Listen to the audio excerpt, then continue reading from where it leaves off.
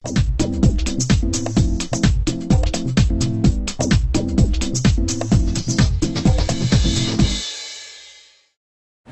sustainable lifestyle was a something perhaps in our dreams, but actually just happened without real planning. We are three partners: myself, my classmate from high school, Reena Francisco, and a common friend from college, Chit Juan. So the three of us normally go out for dinner because we love to eat. And in one dinner that was sometime mid 2008, we thought, what do we want to do in the second half of our life? We thought we would like to help people and try to give back to the community our expertise and things that we could share to make the world a better place. Now, very, very utopia, no? But we really had that real dream, and we were just talking about it to the point where we said, you know, a lot of these communities need help when it comes to design and packaging and marketing and retailing. So we said, why don't we help them? Reena suggested maybe we should try an online store as it is cheaper, but we decided that we need to have a place where people can actually hold the products. You know how Filipino buyers are, they need to hold the products. And so at that moment we said, okay, game, let's think about it. And after dinner into our dessert, we had planned the whole concept of Echostore. Echo, E-C-H-O, is the acronym for Environment, Community, Hope Organization.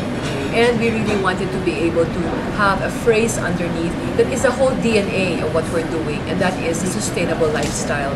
And thus, Echostore Sustainable Lifestyle was born in the last quarter of 2008.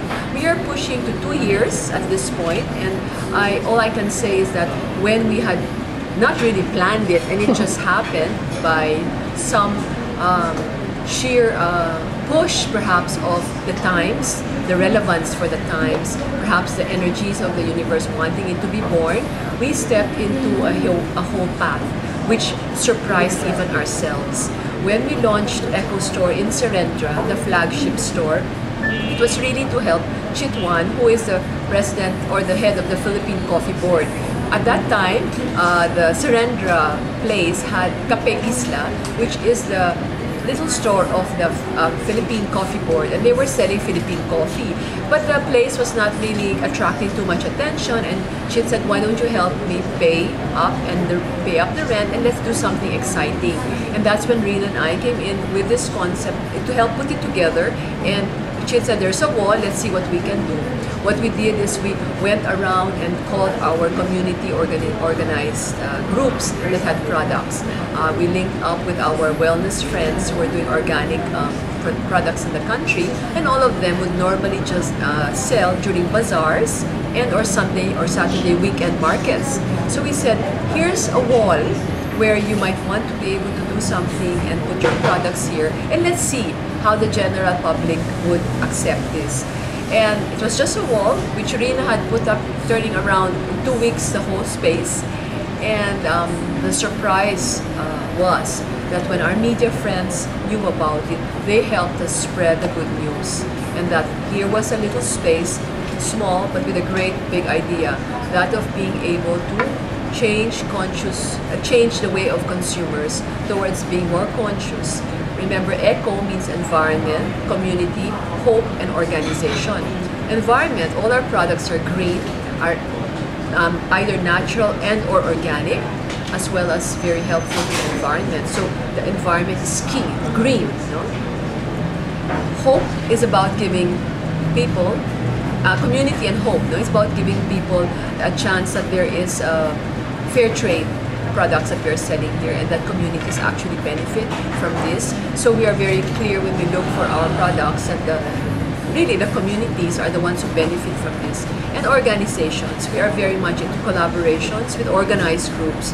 We do not step into a community to develop them. No, we come in when there's an organized group there that already has product, and we come in specifically to help critique it, help the packaging, put it in our shelves in Echostore, and talk about it and sell. So that's our role. No? We're very clear about this because so many communities, when we opened up, came to us, and they all had the same issue. One, they would like a retail space in a mainstream mall. Two, their issue was their packaging was really much to be desired. No? They needed help badly.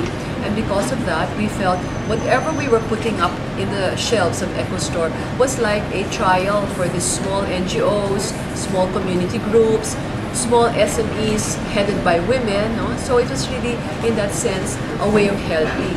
So Echostore, we clearly told everybody, was a social enterprise, meaning we need to make some profit. We need to be sustainable in our business ourselves. However, we are very clear that the aspect of being able to care for the planet and making a stand for this, as well as making a stand for fair trade and community development support through retail, would be what we would stand for. But we also need to make some profit, right? So a social enterprise is something like that. It does not just look at profit alone. It needs to look at the bigger picture of how we can help both people, society, issues of livelihood that poverty brings about due to globalization, as well as environment issues. No?